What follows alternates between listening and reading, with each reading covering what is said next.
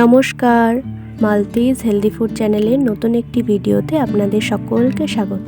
কেউ কি এই পাতাটি চিনতে পেরেছেন? দেখুন তো, এভাবে ভালো বেরোচ্ছে না, মানে পিছন দিকে না ঘুরে সামনের দিক দিয়ে। তো আজকে আপনাদের সাথে শেয়ার করব মায়ের হাতের এই বিশেষ পদটি, যাতে লাগবে কলা আর এই বিশেষ পাতা, যার নাম হলো গন্ধমাদন বা গন্ধপাতা বলেও অনেকে চেনে। অনেকে গন্ধপাতা সহ্য করতে পারে না, কিন্তু আমাদের বাড়িতে গাছ আছে আর প্রায়ই আমরা বড়া করে খাই।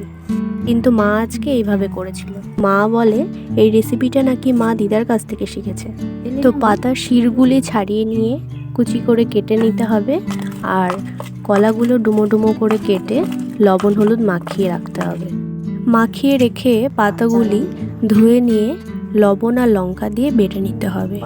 ভিডিওটি স্কিপ না করে শেষ অবধি দেখার অনুরোধ রইল আপনাদের কাছে। দেখুন বাটা হয়ে গেছে।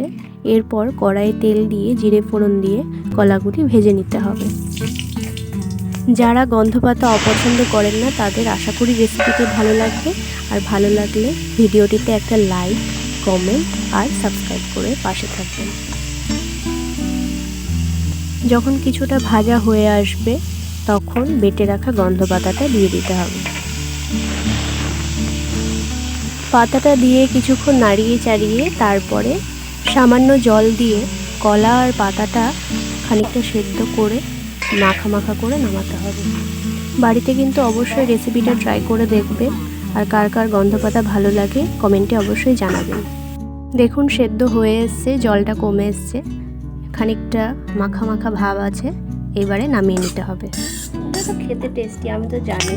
এটা দেখতে খারাপ হতে পারে কিন্তু খেতে খুব ভালো। কাঁচা অবস্থায় পাতার অত গন্ধ, কিন্তু রান্নার পরে অত লাগে না, বলো?